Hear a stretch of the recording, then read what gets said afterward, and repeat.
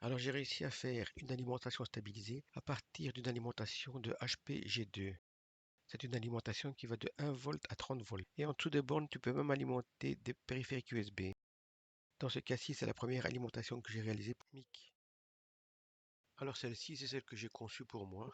Mon alimentation m'a coûté environ 17 € de pièce, en comptant l'affichage et régulateur, le module USB, le buck abaisseur de tension, bonnier, interrupteur et des petites pièces. Alors au niveau câblage, j'ai un fil brun et un fil noir qui fournissent du 12 volts. Ils sont soudés ensuite ici sur le fil rouge et noir. Le 12 volts doit être transformé en 5 volts via ce module-là. C'est en fait pour alimenter les périphériques USB via ce câble blanc ici.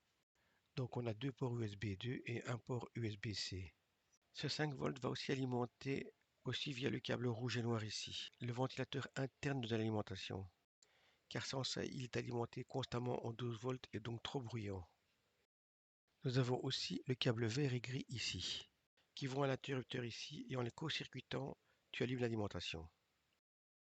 Ensuite, nous avons ce qui nous intéresse le plus, le 24 volts, qui sort ici entre le fil bleu et jaune. Ce fil rentre dans ce bornier ici, et nous avons entre le fil brun et noir ici, une alimentation de 0,5 à 30 volts.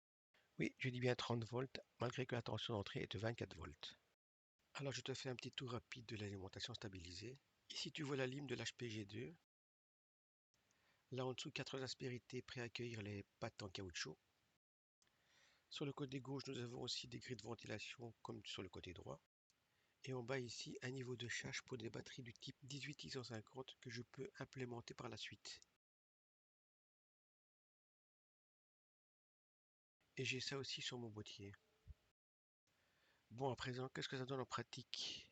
On branche et on retourne. Via l'interrupteur ici, je l'allume. On va regarder avec le flux l'exactitude de la tension de sortie. Oui, on a plus ou moins 10 millivolts de tension de différence. Wow, c'est négligeable, hein. On va voir sur une tension plus faible, 5 volts. Oui, là on a encore moins.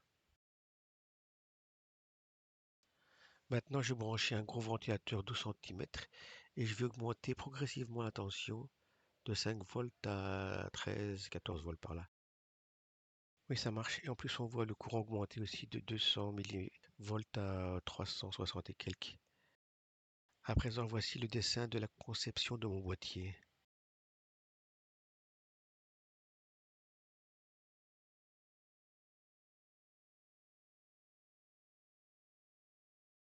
Fini. Bye bye.